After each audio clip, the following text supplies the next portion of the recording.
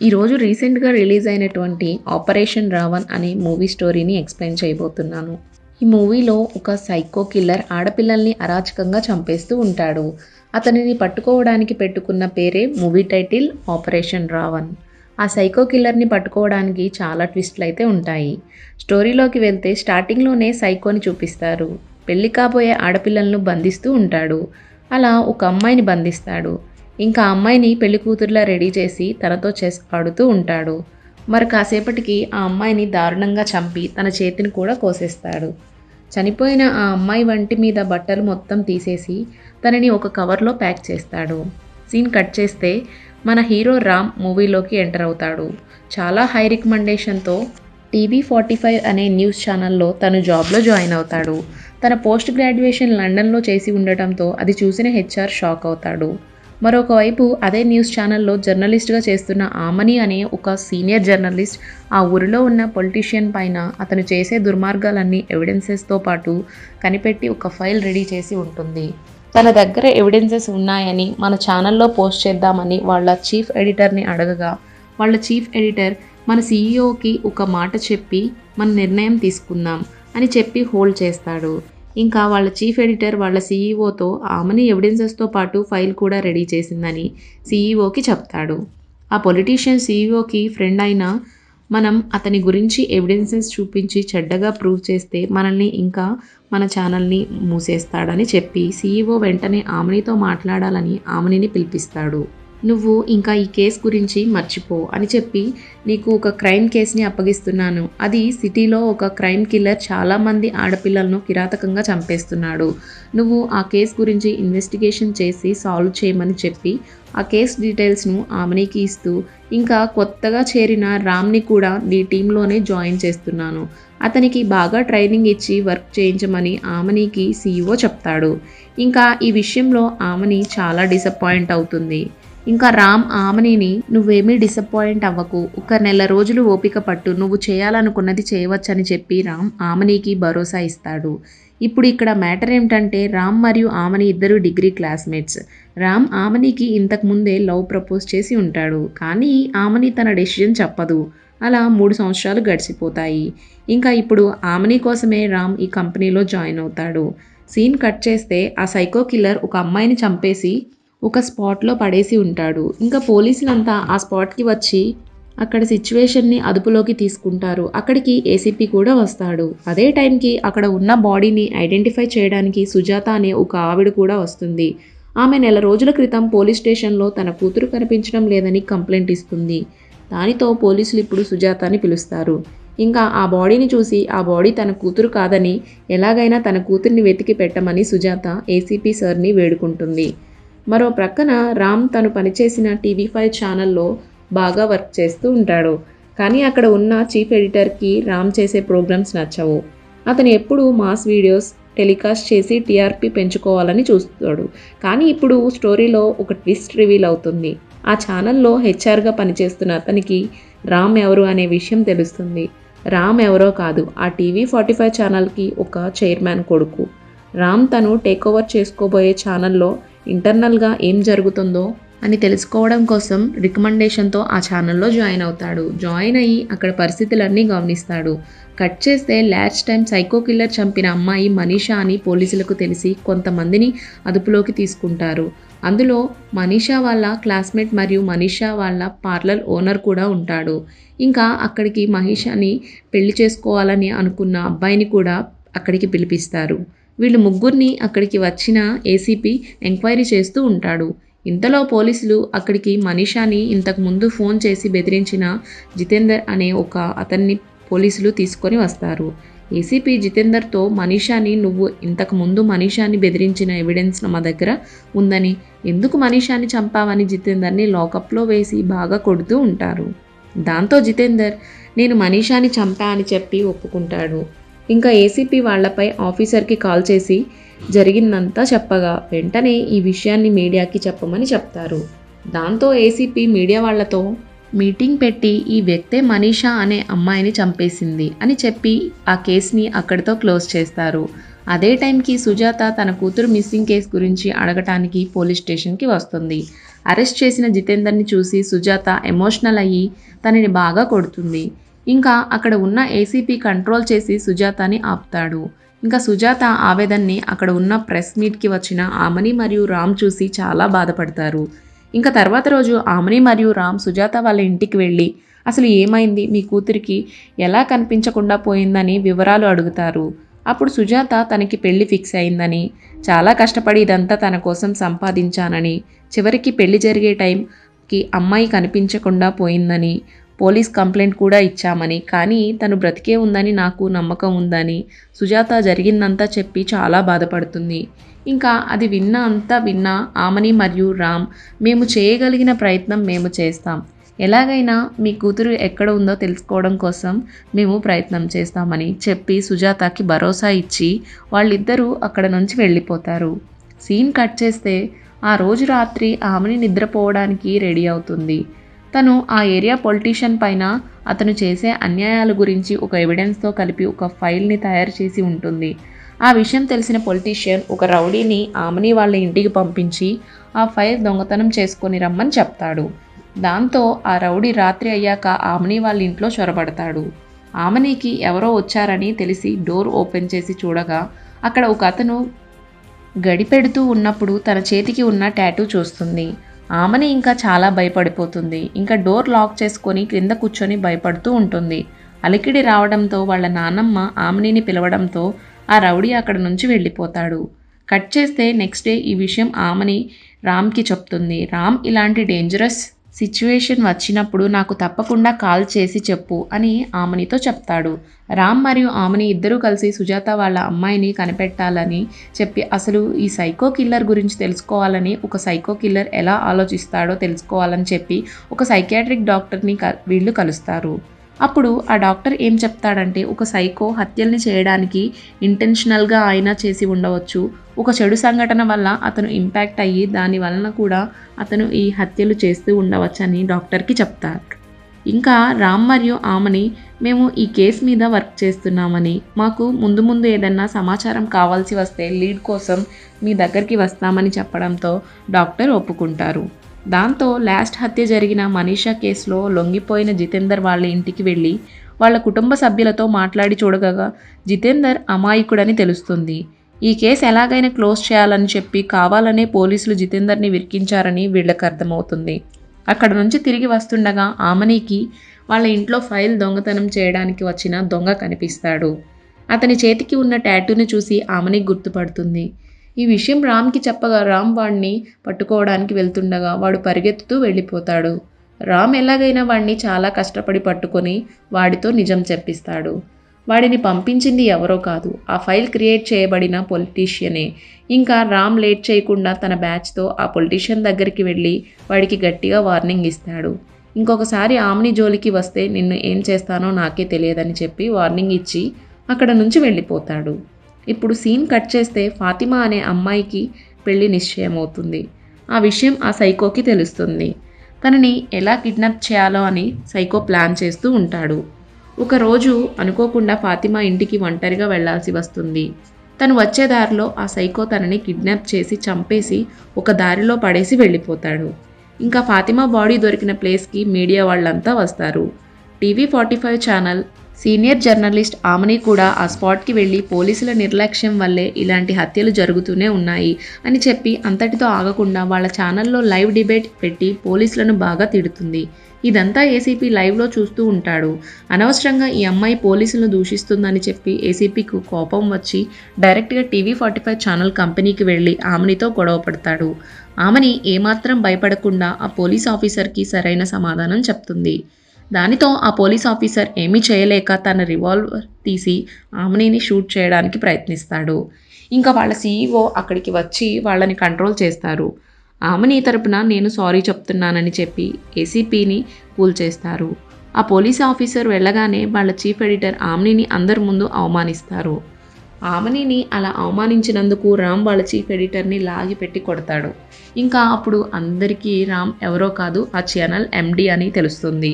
ఇంకా ఆమనిని అలా మాట్లాడినందుకు ఆ చీఫ్ ఎడిటర్ని ఇంకా ఆ ఛానల్ యొక్క CEOతో కూడా ఆమనికి సారీ చెప్పిస్తాడు.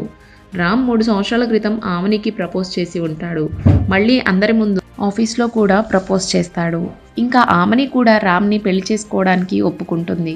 ఇంకా వాళ్ళిద్దరికీ ఎంగేజ్మెంట్ కూడా అవుతుంది.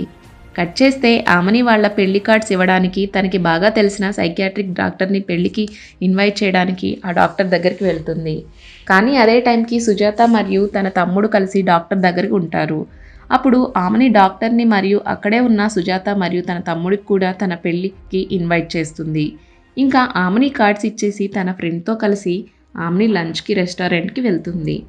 అదే రెస్టారెంట్లో ఏసీపీ కూడా ఉంటాడు. అంతకుముందు ఏసీపీకి ఆమనికి గొడవ జరిగింది కదా, ఇంకా ఏసీపీకి ఆమనిపై చాలా కోపం ఉంటుంది. ఇంకా ఆమని తనతో నాకెందుకని అనుకొని తన లంచ్ పూర్తి చేసుకొని రామ్కి కాల్ చేసి పెళ్లి షాపింగ్కి వెళ్దాం రమ్మని రామ్కి చెప్తుంది.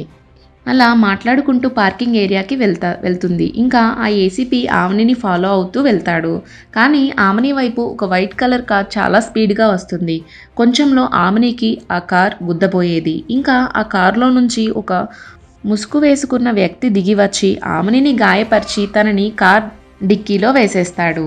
ఇతను ఎవరో కాదు, ఇన్ని రోజులు ఆడపిల్లలను హత్య చేసే ఆ సైకో కిల్లర్.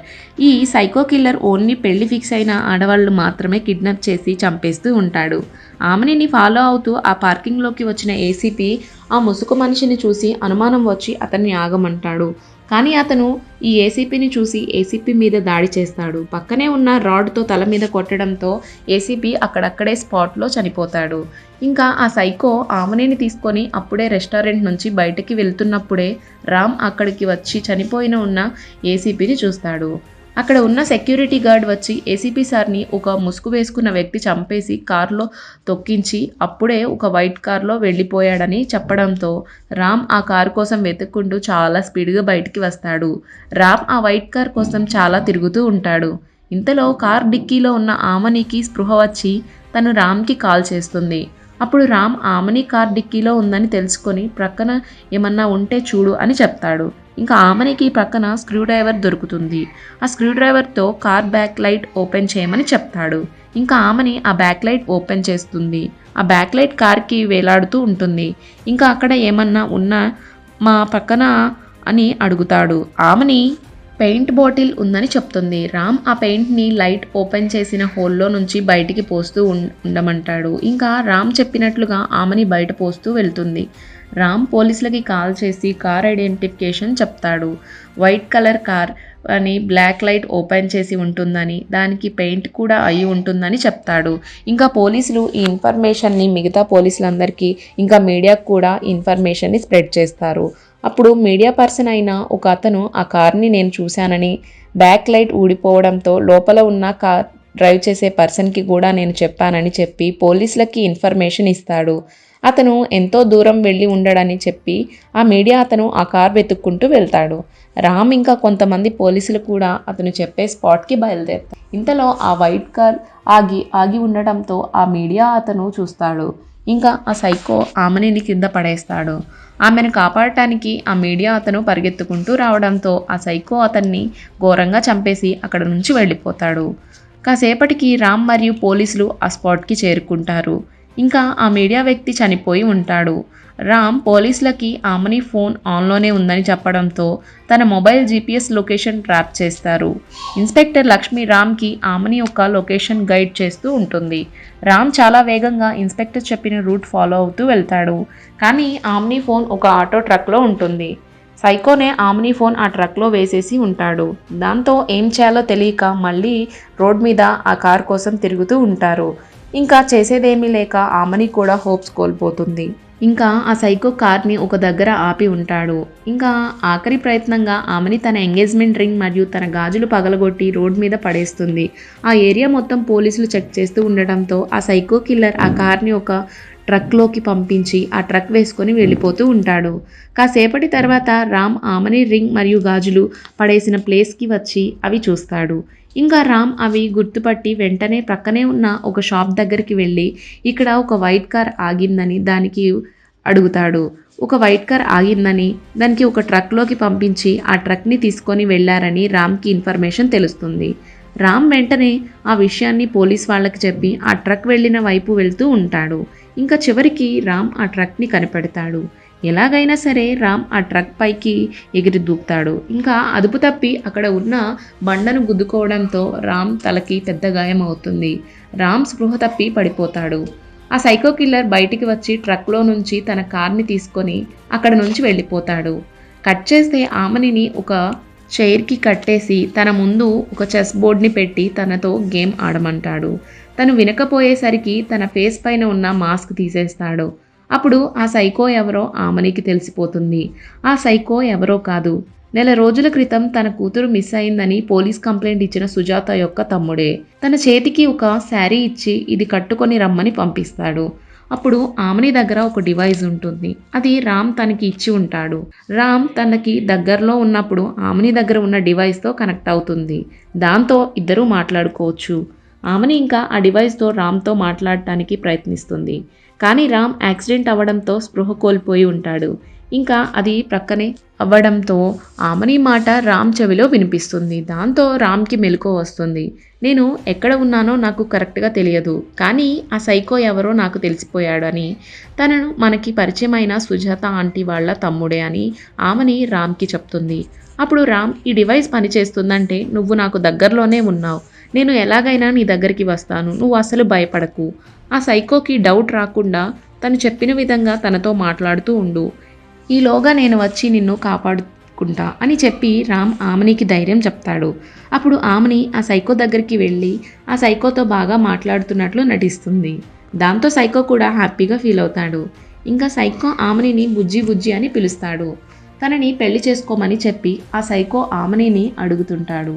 ఆమెని సైకోతో, నేను నిన్ను ఖచ్చితంగా పెళ్లి చేసుకుంటాను, అసలు నేనంటే నీకెందుకు ఇష్టం అని ఆ సైకోని అడుగుతుంది. ఇంకా ఆ సైకో ఆనందంలో ఆ సైకో ఆమెని బుజ్జి అనుకొని తన ఫ్లాష్ బ్యాక్ మొత్తం ఆమెనికి చెప్పడం స్టార్ట్ చేస్తాడు. అమ్మా నాన్న చనిపోయిన తర్వాత మా అక్కే నన్ను చేరతీసింది. మా అక్కను ఎన్నడూ అక్కలా చూడలేదని, తనలో అమ్మను చూసుకున్నా అని, కొన్ని రోజుల తర్వాత మా అక్కకి ఒక ఆడపిల్ల పుట్టిందని, తనను ఏడుస్తున్నప్పుడు తన్ని నవ్వించడానికి ఒక మాస్క్ పెట్టుకొని నవ్వించేవాడిని, అలా కాలం గడుస్తూ తను పెద్దదయ్యిందని, మా అక్క నా మీద ఇష్టంతో తన కూతుర్ని నాకిచ్చి పెళ్లి చేయాలని అనుకున్నది. దానికి మా అక్క కూతురు కూడా ఓకే చెప్పింది. కానీ తర్వాత రోజు మా అక్క కూతురు నా దగ్గరికి వచ్చి, అమ్మ ముందు నిజం చెప్పలేకపోయాను, నాకు ఈ పెళ్ళి ఇష్టం లేదు మామయ్య, నేను వేరే అతన్ని ప్రేమించాను, అతనినే పెళ్లి చేసుకుంటాను, ఎలాగైనా ఈ పెళ్లి చెడగొట్టమని నన్ను ప్రాధేయపడింది. చిన్నప్పటి నుంచి మనం ఒకరిని ప్రేమించుకున్నాం కదా, నువ్వు కూడా మీ అమ్మ పెళ్లి చేసుకోమని చెప్తే ఓకే చెప్పావు కదా అని ఆ అమ్మాయిని అడగగా, నేను వేరే అతన్ని ప్రేమిస్తున్నా అని, నేను అతన్నే చేసుకుంటా అని చెప్పడంతో నాకు వేరే దారి లేక మా అక్కకి అబద్ధం చెప్పి నాకు ఈ పెళ్ళి ఇష్టం లేదని ఆ పెళ్ళిని క్యాన్సిల్ చేపించాను. కొన్ని రోజుల తర్వాత తనకి వేరొకరితో పెళ్ళి ఫిక్స్ అవుతుంది. ఎంగేజ్మెంట్లో అతను ఆ అమ్మాయిని పట్టుకోవడంతో నేను అది చూసి తట్టుకోలేకపోయాను. నేను మా అక్క కూతుర్ని చంపేశానని, నేనే తన చెయ్యి కూడా నరికేశానని అక్కడ ఉన్న ఆమెనికి చెప్తాడు. రామ్కి ఆ ఏరియా ఎక్కడ ఉందో కరెక్ట్గా తెలియకపోవడంతో రామ్ సుజాత వాళ్ళ ఇంటికి వెళ్ళి, మీ తమ్ముడే ఇన్ని రోజులు హత్యలు చేస్తున్నాడని, అతను ఎక్కడ ఉన్నాడని అడుగగా సుజాత షాక్ అవుతుంది. ఆ పక్క వీధిలో మేము హోటల్ కట్టిస్తున్నామని అక్కడికి వెళ్ళమని రామ్తో చెప్పడంతో రామ్ అక్కడికి బయలుదేరతాడు. ఇంతలో ఆమెని ఆ సైకోతో మాట్లాడుతూ ఉన్నప్పుడు తన చెవిలో ఉన్న డివైస్ ఆ టేబుల్ పైన పడుతుంది. దాంతో ఆ సైకో ఆ డివైస్తో ఆమెని ఎవరితోనో మాట్లాడుతుందని తెలుసుకొని ఆమెని బాగా కొడుతూ ఉంటాడు. అప్పుడు అక్కడికి రామ్ పరిగెత్తుకుంటూ వచ్చి సైకోని బాగా కొడతాడు. ఇంకా వాళ్ళు అలా కొట్టుకుంటూ ఉంటారు. ఈలోపు ఆమెని అక్కడ నుంచి తప్పించుకొని వెళ్ళబోతుంటే ఈలోపు ఒక కుర్చీలో ఒక రూమ్లో ఒక అమ్మాయి కూర్చొని ఉంటుంది. ఆమెని ఆ సుజాత కూతురు బ్రతికే ఉందనుకొని చూడగా ఆ డెడ్ బాడీ మొత్తం డికంపోజ్ అయిపోయి ఉంటుంది. బాడీ ఎవరిదో కాదు, సుజాత వాళ్ళ కూతురుదే. ఆ అమ్మాయిని చంపేసిన తర్వాత పూడ్చకుండా ఆ బిల్డింగ్లో ఉంచడంతో ఆ బాడీ అలా డికంపోజ్ అయిపోయి ఉంటుంది. ఆ బాడీని అలా చూడటంతో ఆమెని భయపడి అక్కడ నుంచి పారిపోతుంది. మరొక ప్రక్క సుజాతకి రామ్ వాళ్ళ తమ్ముడి గురించి అలా చెప్పడంతో ఏం జరుగుతుందో చూడటానికి ఆ బిల్డింగ్లోకి వస్తుంది. తన వస్తున్నప్పుడు అక్కడ ఉన్న ఒక గదిలో తన కూతురి యొక్క బాడీని చూసి ఒక్కసారిగా షాక్ అయిపోతుంది. రామ్ చెప్పింది నిజమేనని, తన తమ్ముడే ఈ హత్యలు చేస్తున్నాడని, తన కూతుర్ని కూడా చంపేశాడని బాధపడుతూ ఏడుస్తుంది. సుజాత బయటికి వచ్చి చూడగా రామ్ మరియు తన తమ్ముడు కొట్టుకుంటూ ఉంటారు. అక్కడ ఉన్న ఒక గుణపంతో రామ్ సుజాత వాళ్ళ తమ్ముడిని చంపబోతుండగా సుజాత రామ్ని ఆపడంతో తనని చంపకుండా ఆపేసి ఇంకా రామ్ ఆమెనిని తీసుకొని వెళ్తూ ఉంటాడు. కానీ ఆ సైకో ఆమెనిలో సుజాత కూతుర్ని బుజ్జిని చూసుకుంటూ వాళ్ళిద్దరిని చంపడానికి వెళ్తూ ఉండగా వెనకాలే సుజాత వచ్చి అక్కడ ఉన్న గుణపంతో వాళ్ళ తమ్ముడిని పొడిచి చంపేస్తుంది. ఇక్కడితో ఈ మూవీకి అయితే ఎండ్ కార్డ్ పడుతుంది. So thank you friends, thank you for watching. See you in next video. Don't forget to subscribe our channel. Bye by.